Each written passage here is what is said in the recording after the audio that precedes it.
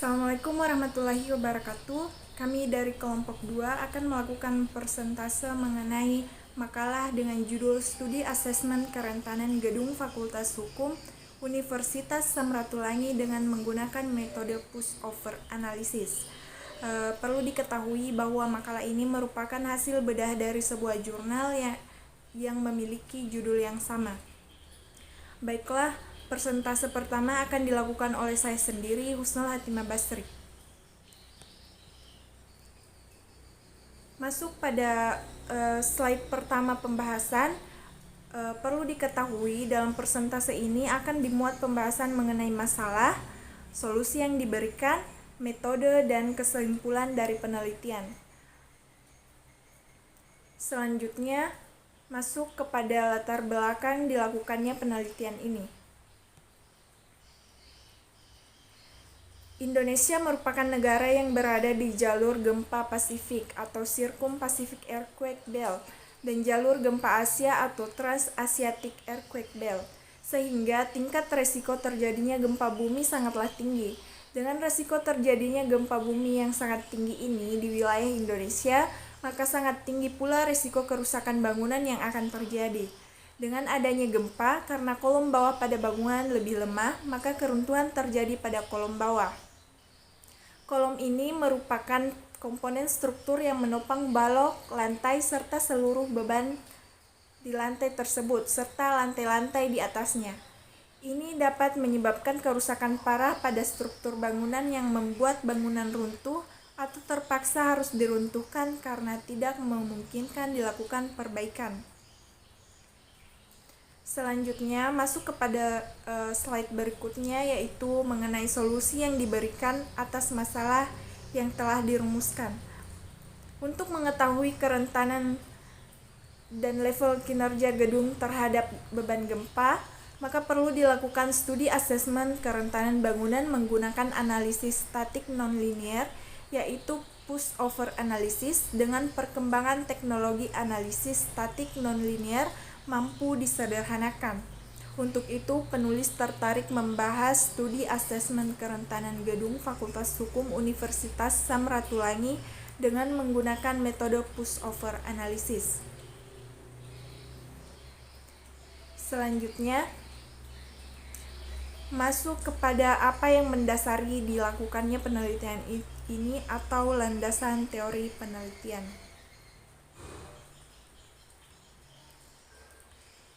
Ada beberapa hal yang melandasi dilakukannya penelitian ini. Yang pertama, analisis beban dorong statik atau pushover. Tujuan analisis pushover adalah untuk memperkirakan gaya maksimum dan deformasi yang terjadi, serta memperoleh informasi bagian mana saja yang kritis. Selanjutnya dapat diidentifikasi bagian-bagian yang memerlukan perhatian khusus untuk penelitian dan stabilitasnya. Kedua, metode koefisien perpindahan atau FEMA 356. Penyelesaian dilakukan dengan memodifikasi respons elastis linear dari sistem SDOV ekivalen dengan faktor koefisien C0, C1, C2, dan C3 sehingga dapat dihitung target perpindahan.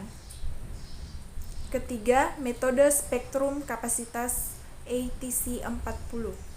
Hasil analisis statis pushover nonlinear adalah kurva pushover yang menunjukkan hubungan antara gaya geser dasar atau base shear dan simpangan atap atau roof displacement. Hubungan tersebut dinamakan kurva kapasitas struktur.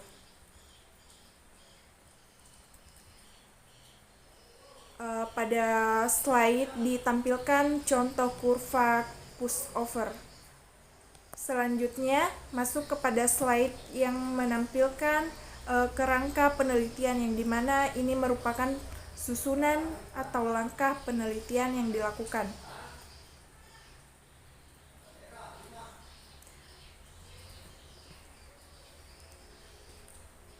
Kerangka penelitian dimulai dari peneliti memulai penelitian itu sendiri, kemudian masuk kepada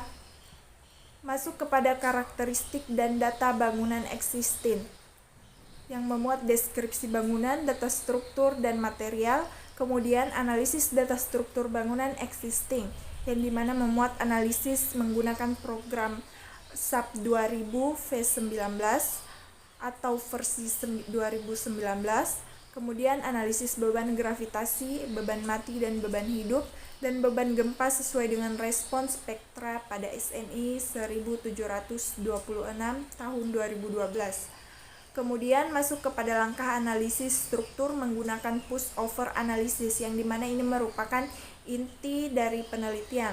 Analisis dengan menggunakan program SAP 2000 versi 2019. Kemudian masuk kepada langkah evaluasi kinerja struktur, yang dimana evaluasi menggunakan acuan VEMA 356 dan ATC 40 VEMA A440. Kemudian disimpulkan hasil dan diberi saran. Assalamualaikum warahmatullahi wabarakatuh. Perkenalkan, nama saya Hasmintasari. Di sini saya akan melanjutkan pembahasan di metode studi literatur. Studi literatur dari berbagai jurnal dan buku yang terkait dengan analisis non-linear pushover. Buku acuan yang dipakai antara lain SNI bernomor 1756 2012 mengenai tata cara perencanaan ketahanan gempa untuk struktur bangunan gedung dan non-gedung. Applied Technology Council for Assessment, Evaluation, dan Retrofit of Concrete Building atau ATC 40, Federal Emergency Management Agency VEMA 356, dan jurnal-jurnal yang berkaitan dengan analisis pushover. Selanjutnya kita masuk dalam pembahasan kurva kapasitas. Hasil dari analisis pushover dengan menggunakan program SAP 2000 merupakan kurva kapasitas hubungan antara gaya geser dasar atau base shear dan perpindahan di atau displacement. Berikut ini beberapa tampilannya, yaitu di sini terdapat beberapa angka yang terdapat perpindahan dan gaya geser maksimum arah X dan arah Y. Nah, selanjutnya metode spektrum kapasitas ATC 40. Dari program SAP 2000 juga didapat kurva spektrum kapasitas. Dalam analisis ini hanya meninjau satu arah, yaitu arah sumbu X, karena bangunan bersifat simetris. Performance point didapat dari titik perpotongan antara damage spektra atau garis biru dengan capacity survey atau garis hijau. Nah, di sini kita bisa lihat beberapa kurva yang terdapat dari kurva kapasitas ATC 40 arah X, dan di sampingnya lagi kita bisa dapat melihat beberapa angka atau target perpindahan metode spektrum capacity ATC 40. Nah, sekian dari saya. Terima kasih. Baik, kesimpulan dari presentasi kami yaitu kurva pushover arah X dan Y belum mengalami penurunan elastik hingga pada titik tertentu mengalami fail atau kegagalan yang mendadak. Kedua arah tinjauan yaitu arah X dan Y masih mampu dipikul oleh bangunan yang ditandai dengan tidak adanya keruntuhan yang terjadi pada level lebih besar dari E, atau struktur sudah tidak mampu menahan gaya geser dan hancur. Hasil evaluasi berdasarkan nilai target perpindahan struktur tersebut diperoleh level kinerja struktur berada pada batas antara life safety atau LS dan collapse prevention atau CP. Hal ini menunjukkan bahwa komponen struktur telah mengalami kerusakan, berkurangnya kekakuan, tetapi masih cukup kuat menahan terjadinya keruntuhan. Komponen non-struktur masih ada tetapi tidak berfungsi, namun dapat digunakan kembali jika telah dilakukan perbaikan. Penelitian ini telah terpenuhi dengan konsep desain strong column weak beam yang ditunjukkan dengan awal terbentuknya sendi plastis pada elemen balok. Demikian dari presentasi kami. Assalamualaikum warahmatullahi wabarakatuh.